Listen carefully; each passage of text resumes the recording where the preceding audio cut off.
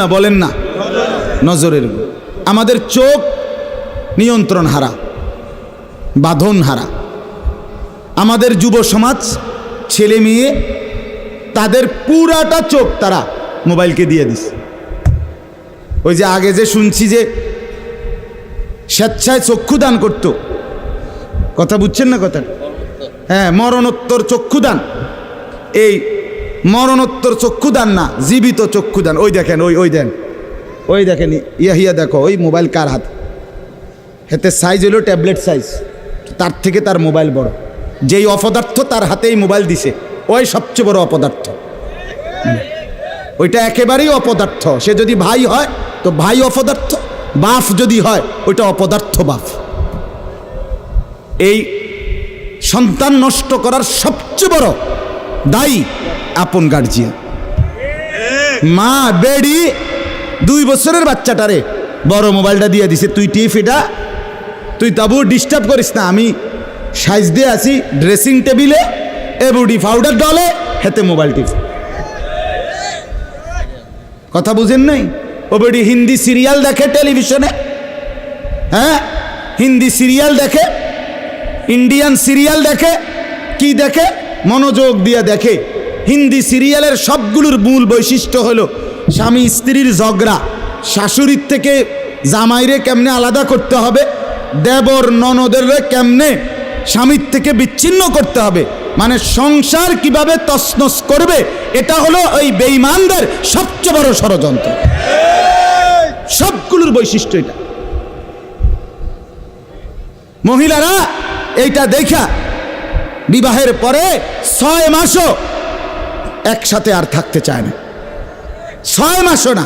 বেডির সিদ্ধান্ত, মরিয়ার বাসি তে বেড়ারে তার বাপ মার থেকে আলাদা করুন।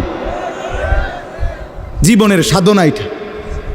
হায় হায়, লানত, অভিশাপ ওই নারীর প্রতি, যে নারী তুমি বেটি তোমার একটু সুখের জন্য স্বামী বেচারাকে আলগা করে লাইলা।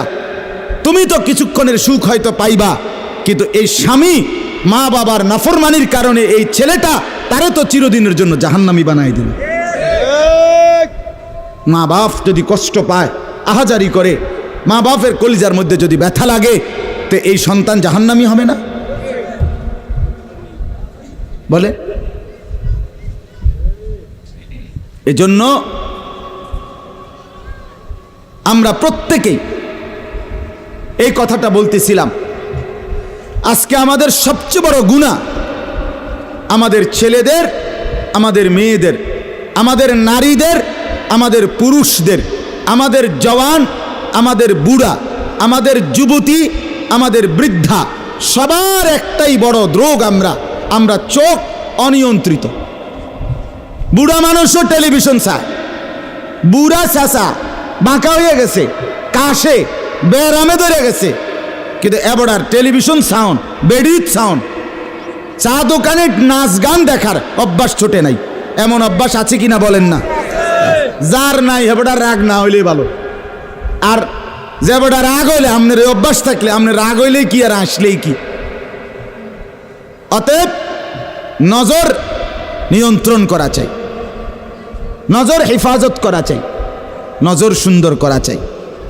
অতএব আমার বাপ, আমি আপনাদের কাছে কোরআনুল কারীমের এই 2টা আয়াতের তরজমা শুনাইতে চাই। এটা পুরুষদের জন্য, নারীদের জন্য, উভয়টা।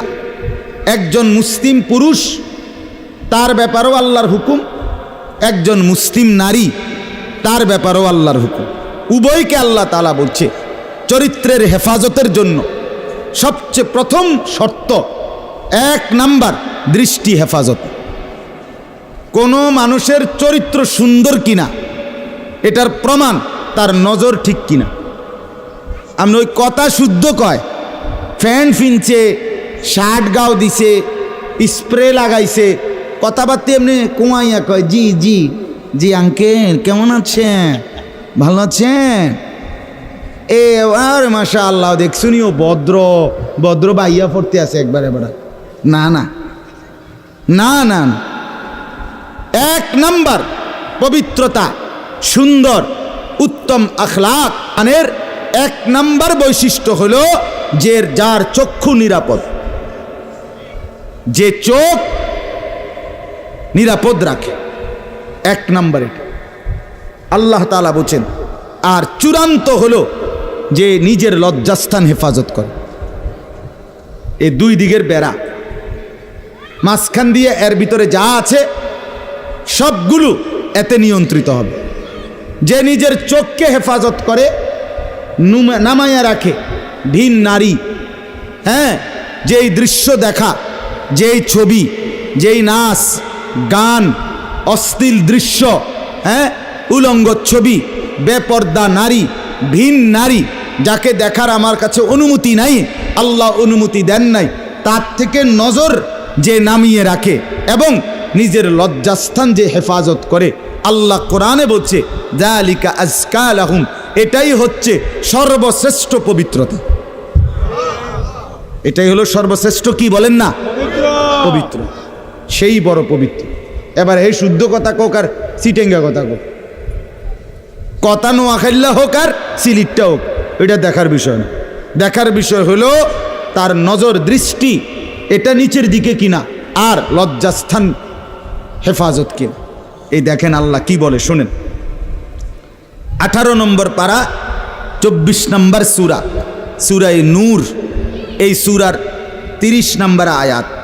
আল্লাহ তাআলা বলেন, কুল, হে নবী আপনি বলুন, লিল মুমিনিন, সমস্ত মুমিন পুরুষদেরকে, মানে এই হুকুম কার্যকর শুরু হবে যেই ছেলেটা সাবালক হইছে, যেই মেয়েটা সাবালক হইছে, ওই দিন থেকে 100 কার্যকর। কোন ছেলের উপরে যেদিন গোসল ফরজ হয়েছে, প্রথম যেদিন তার বীর্যপাত হয়েছে, সেদিন থেকেই সে সাবালক, প্রাপ্তবয়স্ক, সেদিন থেকেই সে যুবক, সেদিন থেকে ইসলাম মানা পুরাটা 100 তার উপরে ফরজে আইন। ওই দিন থেকে তার 1 মিনিট 1 সেকেন্ড হিসাবের বাহিরে হবে না। প্রতি সেকেন্ড নিঃশ্বাসের জন্য তাকে মৃত্যু পর্যন্ত, মানে বালেগ হওয়ার দিন থেকে মৃত্যু পর্যন্ত যে হায়াত পাইছে যেদ্দুর, আল্লাহর কাছে হিসাব দিতে হবে তদ্দুর। রাতের হিসাব, দিনের হিসাব, হাঁটলে বসলে উঠলে খাইলে ঘুমাইলে, এমনকি নিঃশ্বাসের হিসাবও খোদার কসম আল্লাহর কাছে দিতে হবে।